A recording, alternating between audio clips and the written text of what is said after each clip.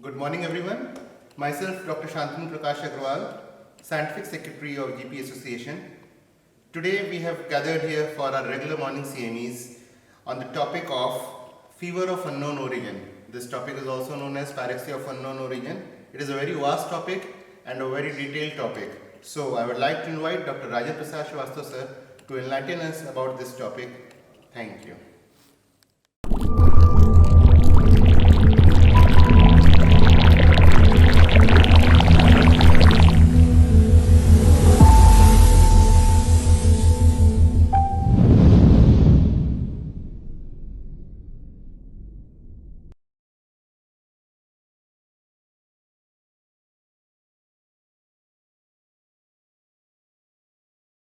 Actually, body temperature, normal body temperature is 98.9 degrees Fahrenheit in morning or 37.2 degrees centigrade in the morning, 37.7 or 99.9 degree Fahrenheit in evening. This is the normal temperature, and this balance is maintained by the thermoregulatory center of the hypothalamus, which stabilize the set point, and that increases with the metabolic activity of the muscle and the liver and the heat dissipation by the skin surface and the lung. So temperature rises with the metabolic activity and temperature downs with the heat dissipation, heating, etc. Elevation of the normal temperature along conjugation with the increase or decrease of the set point of the hypothalamus is called as fever. So, if you think of it to level as a fever patient, you have to think about 99.9 degrees should be the cutoff. That's why pediatric people always say when a fever goes rise above 100, you can give the paracetamol. Hyperpyrexia is the condition when the temperature rises more than 106.6 or 41.5 degrees centigrade. This is hyperpyrexia, but the thermoregulatory center set point is also raised. The conjugation is maintained.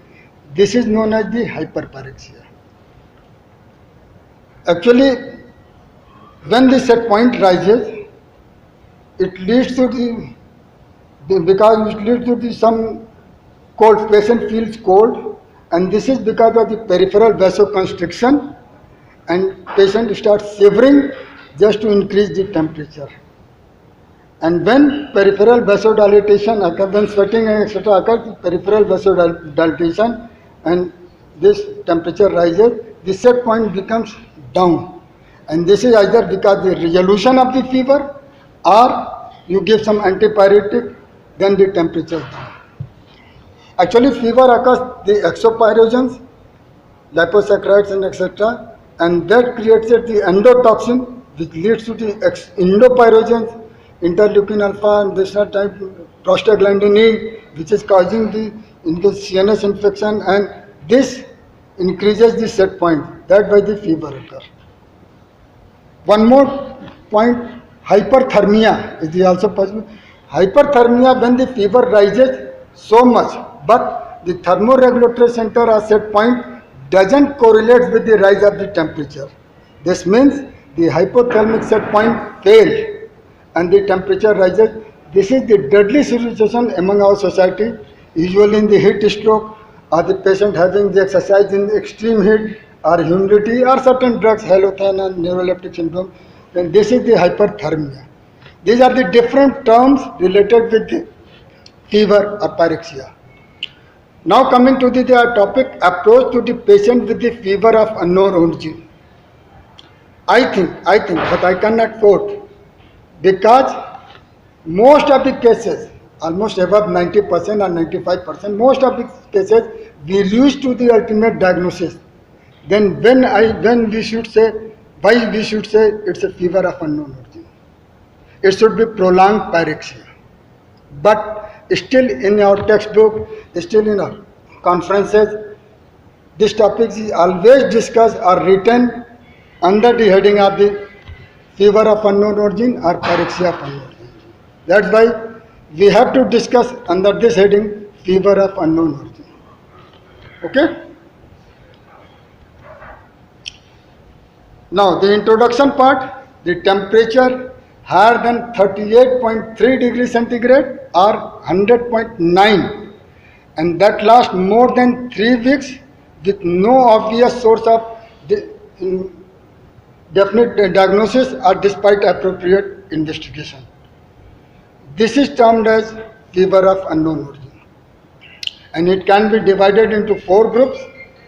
First is the classical FEO, second is the nosocomial or hospital acquired FEO, third is the immune deficient or neutropenic FEO, and fourth one is the HIV associated FEO.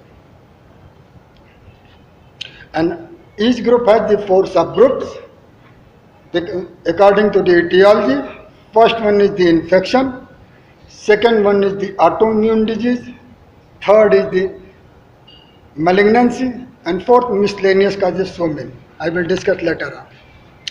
And to deal with such type of patient, we have to be very careful for the thorough history of the fever, variety of the fever, quality of the fever, duration of the fever, from which source it may be acquired.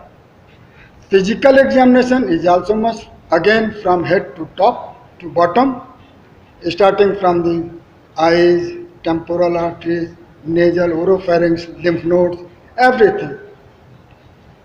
The standard laboratory test is so-called routine investigation plus the specific test remain the basis of the initial evaluation of the FEO.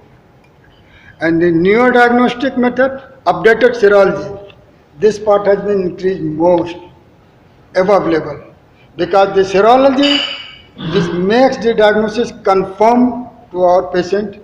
So we have to be very specific for the serology from the definitive authentic labs. Viral culture, CT scan, MRI, PET scan, etc. have important role in assessment of the fever of unknown origin. So different groups I will discuss. The classic FEO, what is classic FEO? When the temperature is equal or more than 38.3 degrees centigrade or 100.9 degree Fahrenheit on several occasions, occurring more than 3 weeks undiagnosed in spite of the investigation, on 3 OPD visit or 3 days of hospitalization or 1 week of invasive ambulatory investigation is called as classic FEO. Clear? Nosocomial FEO, it is the hospital acquired infection when the temperature more than 38.3 degrees centigrade or 100.9 degree Fahrenheit is recorded on several occasions in a hospitalized patient with no previous infection and who is receiving acute care and whom infection was not manifested previously, or incubation of culture for the last 2 days on admission is called as nosocomial FEO. This means the infection which develops the fever occurs after the hospitalization phase.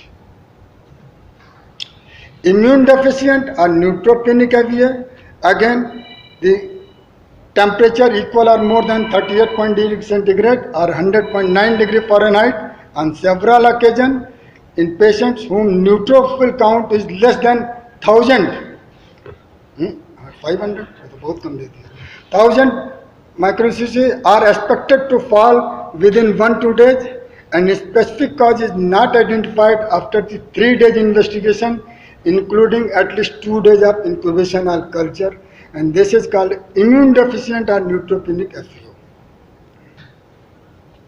Fourth is HIV associated FEO.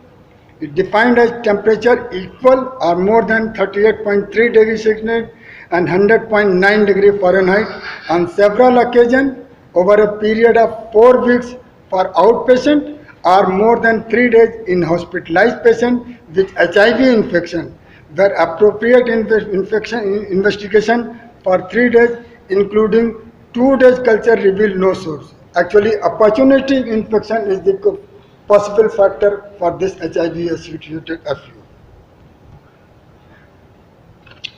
It's a, I think it's not clear, but I will just cover up the whole thing.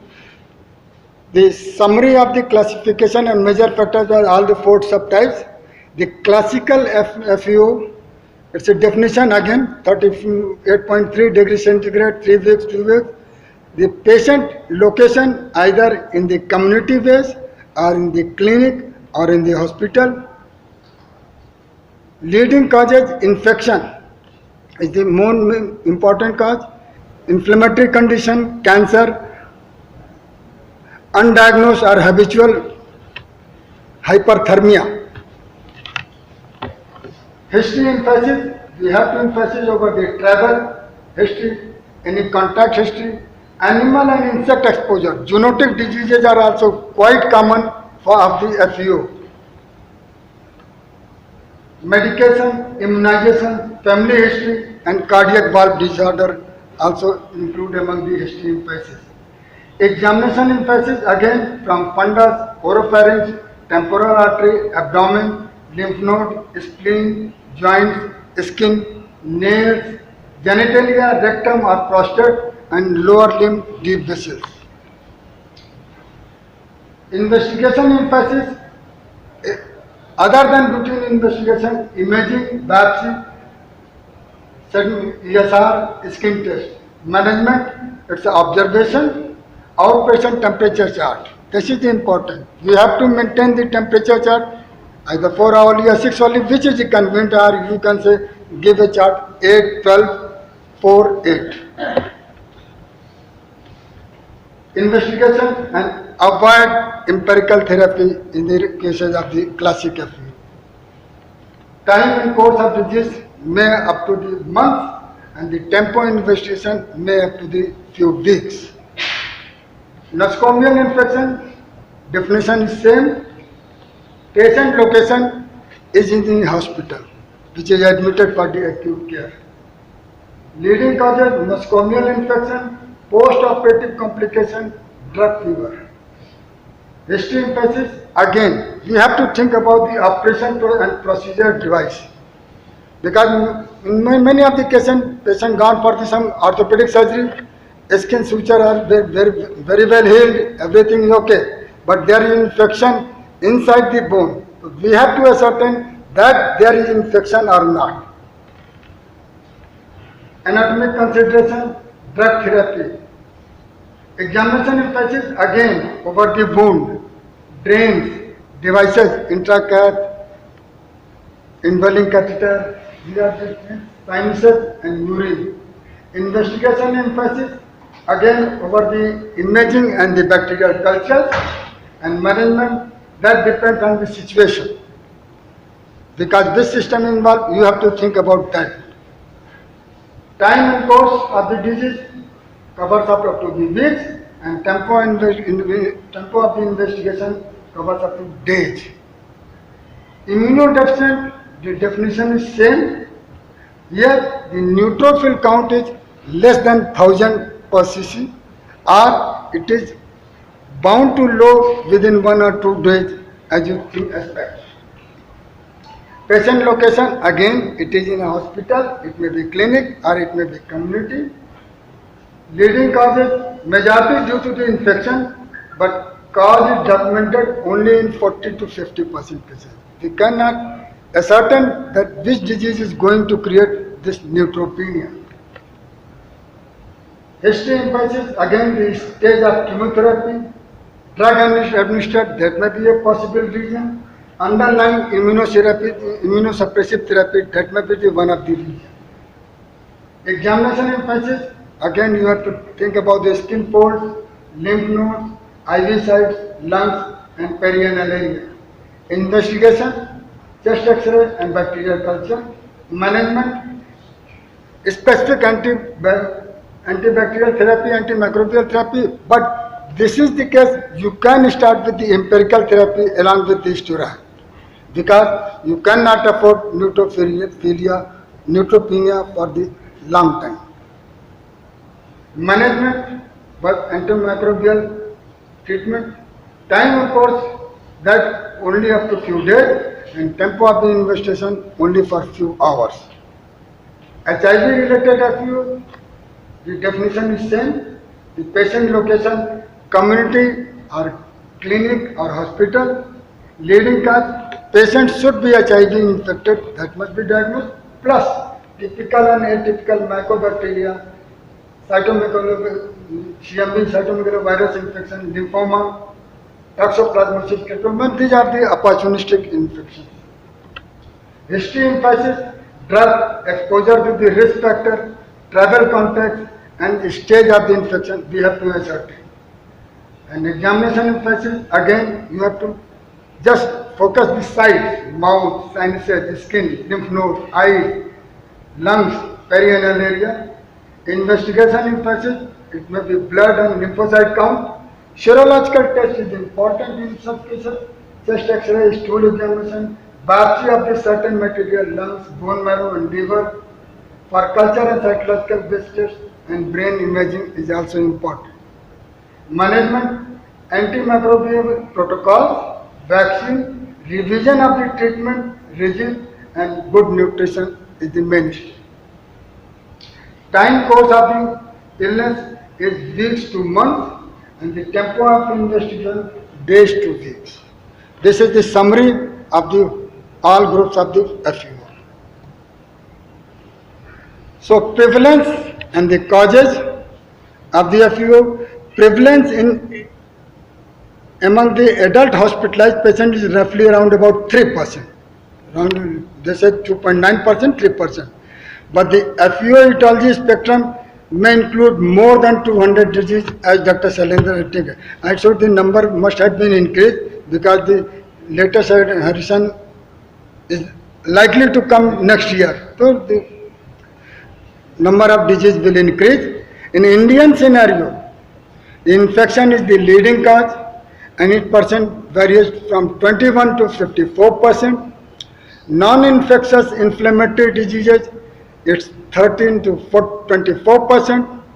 Malignancy 6 to 13%, 31%, and other causes, it's 4 to 5%. This includes connective tissue disorder and autoimmune diseases like thyroiditis, sarcoidosis, Whipple's disease, recurrent pulmonary emboli, familial Mediterranean fever, alcoholic hepatitis, drug fever, and facetious fever and undiagnosed fever. 3 different studies in India, one from the north side, it's a Honda et al. They also say infection 43.8%, collagen vascular disease 15.7%, and malignancy 8.3%. Kejriwal from the western population, he says the infection round about 53%, CVD 11%, and neoplasm 17%. And from the eastern population, infection 58.53%, CVD 11%, CVD means collagen vascular disease, and neoplasm 22%. This means infection is the main responsible cause for the FEO. The common etiology in our scenario, infection is the main. Tuberculosis, especially extrapulmonary tuberculosis, the most common cause of the FEO. Other causes, abdominal abscess, pelvic abscess, dental abscess, endocarditis, osteomyelitis, sinusitis, prostatitis, and some viral infection, CMV, cytomegalovirus, EBV, Epstein-Barr virus, HIV, some rickettsial disease, fungal disease, malaria, Kala-Azar, and typhoid. Malignancy, there are so many, but the common is the lymphoma and the leukemias. Metastatic cancer, renal cell carcinoma, colonic cancer, hepatoma and sarcoma, also one of the causes. Autoimmune condition, adult still disease, polymyalgia rheumatica, temporal arthritis, SLE, rheumatoid arthritis, Rita syndrome, vasculitis, and the inflammatory bowel disease, especially Crohn's disease. And the miscellaneous drug-induced fever, facetious fever, sarcoidosis, granulomatous hepatitis, deep vein thrombosis, and pulmonary thromboembolism. I just try to enumerate the common etiology of the FEO. Infection is the main. Again, the common bacterial infection, tuberculosis, typical mycobacteria and atypical mycobacteria both. Non-tubercular mycobacteria, brucellosis, salmonellosis, bartonellosis, tularemia, P fever, and complicated UTI, pyelonephritis, obstructive uropathy, osteomyelitis, mycoplasma pneumonia, Whipple disease, actinomycosis, rat bite fever. Whipple disease, I just want to say some enteropathic polyarthritis and Whipple disease. What is different? The fever starts with the fever and monoarthritis or polyarthritis, and that responds to antibacterial therapy. That is the Whipple disease. And enteropathic polyarthritis, fever with the diarrhea and loose motion, and patient present with the polyarthritis. This is the enteropathic polyarthritis. We usually miss that this may be responding with the antibacterial therapy. Spirochetal infection, syphilis is out of line. Yas penta, leptospirosis. This is a zoonotic disease, increased nowadays. Lyme disease, louse-borne relapsing fever. Rickettsia, epidemic or murine endemic virus, scrub typhus. This percentage is also increased because in serology, most of the unknown fever, we find that the serology is positive for the scrub typhus. What is the reality? I cannot comment. Rocky Mountain spot fever, chlamydia infection, psittacosis, viral, HIV, EBV, cytomegalovirus, dengue, chikungunya, hepatitis B virus, hepatitis C virus. These are the common. I have not included, no literature included the coronavirus infection because this is epidemic. I think after 2 or 3 days it will be obsolete or very less in number. So we have to forget about the corona after 1 or 2 years. Fungal infection, aspergillosis, coccidioidomycosis, blastomycosis, cryptococcus, they are different group, and specific antifungal therapy, either azole group or amine group or any group, which is specific for that fungal infection. You can go for that. Parasitic, malaria, visceral leishmaniasis, kalajar. We also think if the patient is marasmic body or Kwashiorkor body with the abdominal fullness, splenomegaly, we have to think, though it may be because it is common in North Bihar and Eastern UP. So you have to think about kalajar. Babesiosis, toxoplasmosis, visceral lava migrans, amoebiasis and trichinosis. Amoebiasis is also one of the cause.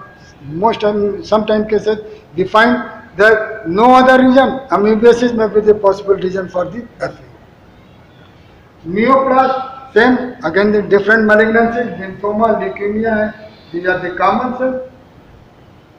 Non-infectious inflammatory disorder, again the same adult onset still disease, rheumatoid arthritis, SLE, sarcoidosis, temporal arthritis, Janssen, and polyarthritis nodosa, henoxalin purpura, hyperimmunoglobulin B syndrome. These are the different regions, and each has Takahashi arthritis, pseudogout, polymyalgia rheumatica, Kawasaki disease, and inflammatory bowel disease. We have to confirm about the Crohn's disease. Ulcerative colitis is most of the time is not associated with fever, but Crohn's disease always confuses with the tubercular abdomen, tubercular enteritis. So we have to certain Crohn's disease also. Miscellaneous factitious fever every time coming because sometimes patient want to show that I am having fever, and you measure the temperature, it always come above the 100. How it is so? There is some hiding factor that patient want to just make the attraction of the family members to having the fever, and anyhow he develops the temperature higher than 100 by pouring the thermometer in the every hot water, etc. Anesthesia is some certain drugs, fever, antibiotic, anti-epileptic, anesthetic, antiarrhythmic. These are the common 4 drugs which may develop the FEO. Alcoholic hepatitis, hyper IgD syndrome, certain endocrine disease, hyperthyroidism, adrenal insufficiency, and pheochromocytoma. This may be leader. Certain hemolytic anemia may develop, Hirschsprung disease, enterocolitis, Niemann-Pick disease,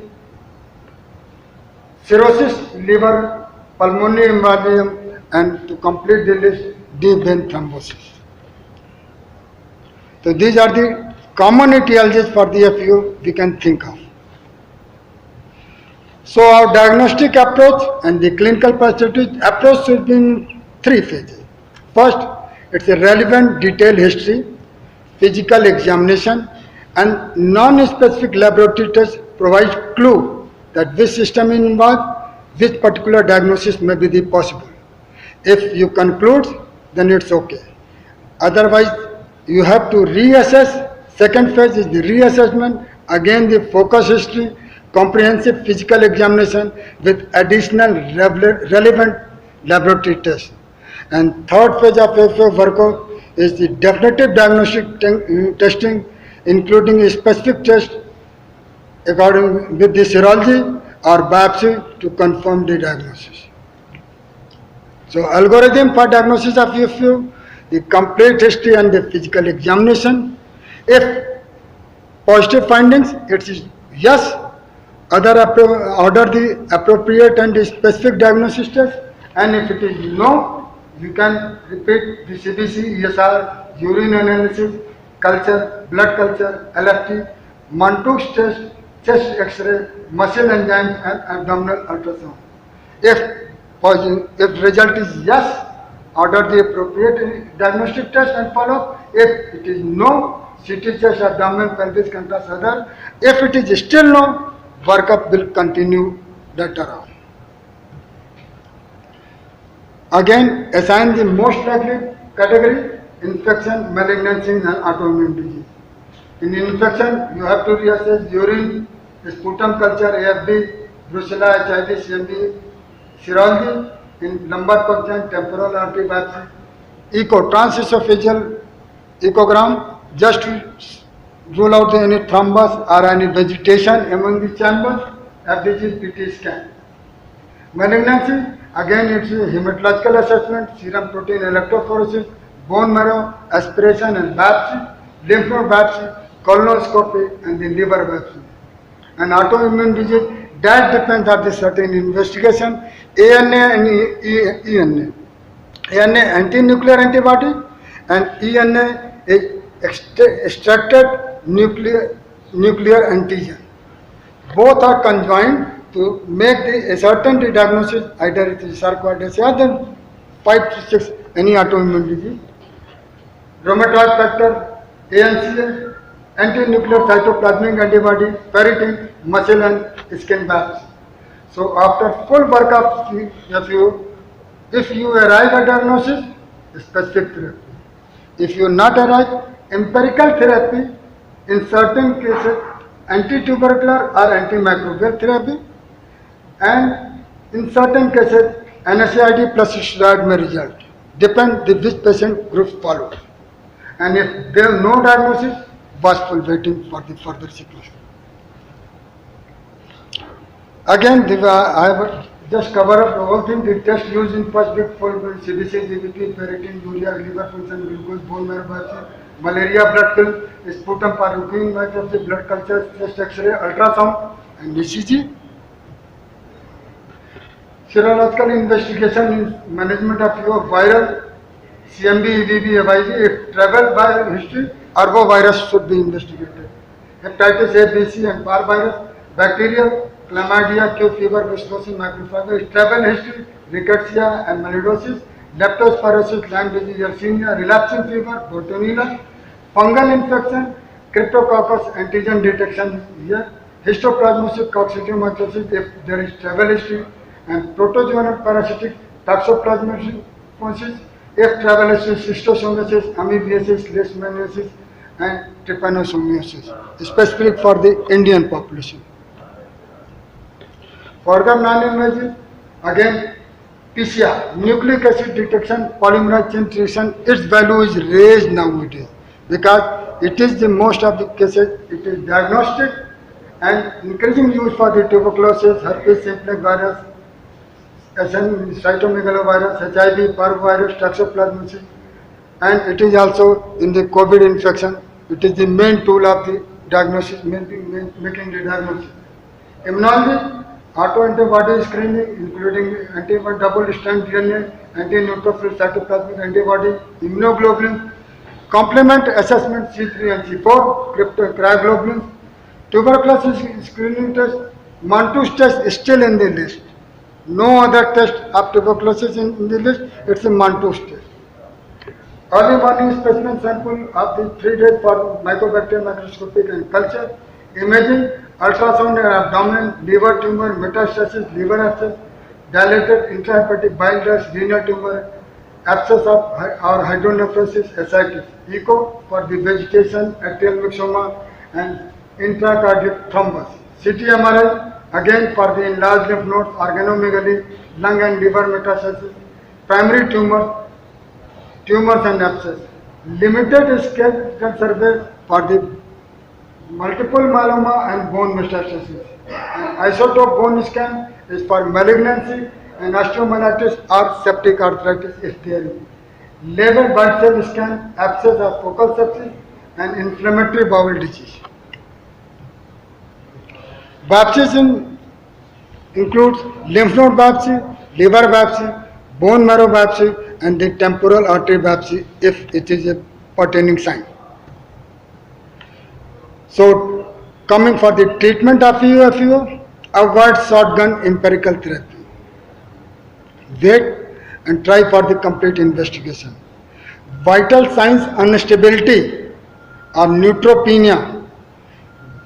These two are indication for the empirical therapy to start with higher antibiotics plus steroid. A strong Mantoux positive test, there is no criteria. This is the strong Mantoux test, but I think if Mantoux test in duration is above than 20 millimeter and erythema is also more than 20 millimeter, it should be taken as a strong Mantoux positive test, and here it is you can start for the granulomatous disease, especially tuberculosis. Sarcoidosis unlikely because that is different entity. Indicates the empirical ATT up to the 6 weeks. If response is favorable, you can go for the complete course of therapy. Response of the rheumatic fever and still disease respond to very well to aspirin and NSAID, and response of the steroid in temporal arthritis, polymyalgia rheumatica, granulomatous hepatitis and sarcoidosis. This report is dramatic. This means the autoimmune disease, steroid we have to use. Initiation of empirical therapy doesn't mean that you make the end of the diagnostic approach. Diagnostic workup will continue, but anytime you can assess the diagnosis, you can start the specific therapy other than anti-tubercular treatment. Continue thoughtful re-examination and re-evaluation of the patient. Patience, compassion, intellectual flexibility are indispensable attributes for clinician in dealing successful with the SEO. You cannot reject with a certain diagnosis. I have diagnosed this patient, this is okay, this is not. The physician or clinician should be very flexible at any time. You can change the diagnosis, you can revise your diagnosis, you can stop the treatment, you can restart the another therapy, but you have to convince the patient accordingly. Therapy part, antibacterial, antifungal, antiparasitic, all of them, there are so many, 4 or 5 long chapter, but I just include antibiotic therapy because most every time we are using antibiotics for the treatment of the FU. So antibiotic groupings, they may be bactericidal or they may be bacteriostatic. Bactericidal kills the bacteria, statics stop or make the hindrance in the growth of or the cultivation of the bacteria inside body. And according to the mechanism of the action, the antibiotics is divided in certain groups. According to cell wall synthesis, according to protein synthesis, according to the nucleic acid development synthesis, according to lysation synthesis, so many. The most of the antibiotics grouped under the inhibition of the cell wall synthesis. Cell wall synthesis of the bacterial cell wall synthesis. And beta-lactam is the most important because it covers too many bacteria, though there is resistance either from the penicillin, either from the beta-lactamase, either from the methicillin resistance, there are 4 or 5 methicillin resistance that makes the flop of the antibiotic therapy in most of the cases. The natural penicillin, benzyl penicillin and fluoxetine penicillin, resistant penicillin, methicillin and flucloxacillin. The penicillin resistant, when you add methicillin or flucloxacillin to certain group, the coverage is more effective. Aminopenicillin, ampicillin and amoxicillin and carboxylin and uridopenicillin, ticaracillin and the piperacillin. Piperacillin alone is not so effective, but when it combined with the beta-lactamase inhibitor, sulbactam or tazobactam, its range becomes vast. That's why this piperacillin and tazobactam is very common, very popular nowadays in our setup. Another group is cephalosporin. We have used a lot. We are using since last 84, 85, 86, Ceflaxin. Ceflaxin was the first antibiotic we started. Actually, this has been divided in generations. None of the cephalosporin is effective. Again, if he develops beta-lactamase resistance, then none of the cephalosporin is effective. So, we have to think of that also. The first generation, most of the ceflaxin, cefeprin, these are ceflaxin, cefadroxil. These two are oral. These are having the gram-positive activity very nice, but gram-negative activity is very little. Second generation, ceftriaxone, cefeprazole, ceftriaxone. These are the gram-positive activity good, but gram-negative activity a bit better. And the third generation, cefotaxime, cefoxime, cefoproxime, cefodoxime, these are the comes on the third generation. They are having the gram-positive activity and gram-negative activity also good. Fourth generation, it is more effective than the all three because the beta-negative activity, because the gram-negative activity is maximum among all the 4 groups. And fifth generation, sixth generation also has come. Some one drug I just missed the name. Fifth generation, cefoterbol are all injectable, and these are also effective against the methicillin resistant Staph aureus. So fifth generation is the only cephalosporin which is active against the methicillin resistant group of the bacteria. Beta-lactam antibiotic again continues. Monobactam, aztreonam, good effect. Beta is gram-positive, gram-negative both. Carbapenems, imipenem and meropenem, wide spectrum. Again effective against gram-positive, gram-negative. Even anaerobic bacterial group is also effective. Bacitracin cyclopeptide antibody and glycopeptides, vancomycin and teicoplanin. These all comes under the beta-lactam antibody. Now coming over the inhibition of the protein synthesis, the interaction with the bacterial ribosomes. Aminoglycosides come under this group, which includes gentamicin, kanamycin, amikacin, tobramycin, streptomycin and neomycin comes under the aminoglycoside. Macrolides, these are the comes under inhibition of protein synthesis. Most of them are bacteriostatic. Erythromycin, clarithromycin, azithromycin, ketolides, telithromycin, lincosamide, clindamycin, lincomycin. All this comes under the macrolide group. Streptogramin, quinaprisin and dalforpicin, clonomfenicol also come under the group. Linezolid, tetracycline also comes. The value or the position of the tetracycline comes up because it is widely effective against the most of the not only the bacterial but even the viral protein synthesis, cell wall synthesis also effective. Mupirocin, pseudonomic acid.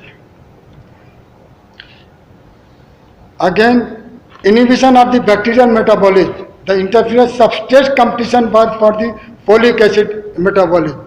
And the sulfonamide and trimethoprim combined, then they are effective, the substrate competition for the folic acid metabolism in the bacteria. Sulfoxazole, sulfadiazine, sulfamethoxazole plus trimethoprim. This is also increasing because the complicated UTI, most of the cases are responding to this group of antibiotics. Inhibition of the nucleic acid synthesis, quinolines. Nucleic acid synthesis blocked by the quinolines. Nalidixic acid, the first one, then fluorouracil derivatives, norfloxacin, ciprofloxacin, ofloxacin, L-isomer of the ofloxacin, that is the levofloxacin, gatifloxacin, sparfloxacin, moxifloxacin, and garnifloxacin. Think of garnifloxacin is photosensitive drug.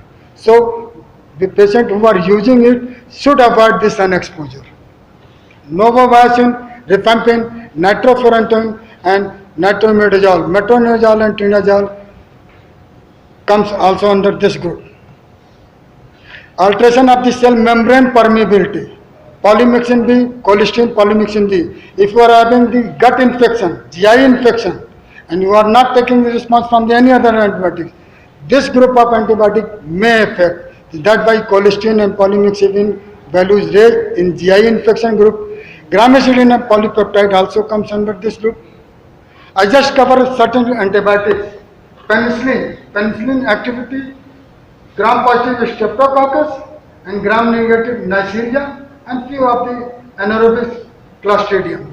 Penicillin activity is this one, and the spectrum of flucloxacin, gram-positive, few of the streptococcus, and gram-positive Staph aureus, flucloxacin. This is the beta-lactamase inhibitor antibiotic. Amoxicillin, it's having the broader spectrum. Gram-positive streptococcus, gram-positive enterococcus, gram-negative haemophilus, gram-negative Neisseria, and anaerobic Clostridium. And when it is combined with the cloxacillin, it also active against Staph aureus. That's why the amoxicillin and cloxacillin combination is very fancy, popular in our use, because the coverage of infection, especially in the respiratory infection, the coverage is more. That's why the amoxicillin and cloxacillin is very common nowadays. Ceftriaxone, again gram-positive streptococcus, gram-positive Staph aureus, but the gram-negative Haemophilus influenzae, gram-negative Neisseria, and few concentration of the gram-negative E. coli. Ceftriaxone spectrum is this. Ceftazidime, very popular in ICU and hospitalized patients because its action more over the gram-negative bacteria. Gram-negative Haemophilus, gram-negative Neisseria, gram-negative E. coli, and it is effective against the Pseudomonas also, gram-positive Staph aureus, gram-positive Streptococcus species, ceftazidime. But very careful, because so many deaths have been occurred in our colleagues, and they have faced a disaster in their cases. So, just to avoid the side effect, this type of drug should be given in diluted form. The possibility of the abnormal reaction is comparatively less. Peanut, again, just I told, they cover the whole spectrum. Gram-positive Streptococcus, gram-positive Enterococcus, gram-negative positive Staph aureus, gram-negative Pseudomonas, gram-negative E. coli, Neisseria, Haemophilus influenzae, anaerobic Clostridium bacteria. But what happens? Since like 3 or 4 years, you are regularly using Phenums and Phenums, resistance process again started, either 3 or 4 pathways. Resistance methodology is different, but they develop that by Phenum is also not responding to hospital-acquired infection. So we have to think about that also. Resistance of development of the antibiotic. Erythromycin spectrum, gram-positive Streptococcus, few of the Enterococcus, gram-positive Staph aureus, gram-negative Haemophilus, Neisseria, and anaerobic Clostridium. That's why erythromycin spectrum is quite good. Gentamicin, specifically for the gram-negative, we have used so long for gram-negative, E. coli and Pseudomonas and gram-positive Staph aureus. Ciprofloxacin, this is the oral drug when quinolines come. makes availability of the oral drug from the gram-negative bacteria again. And this is affected gram-negative Haemophilus, gram-negative Neisseria, gram-negative E. coli, and it also effective against the Pseudomonas group of infection. Few infections, Enterococcus and Staphylococcus, Staph aureus, they are also effective. But the main coverage is gram-negative bacteria. Newer canolins, moxifloxacin, sparfloxacin, cover gram-negative Haemophilus, Neisseria, E. coli, but they don't cover Pseudomonas. They are effective against gram-positive Streptococcus, few of the gram-positive Staph aureus, anaerobic Clostridium. So newer canolins not having this action against the Pseudomonas. Only the ciprofloxacin is effective against the Pseudomonas. So, just to conclude my topic, the problem of prolonged pyrexia with or without local sign is labeled as FEO. FEO may represent uncommon manifestation of the common disease. Workup should be cost effective,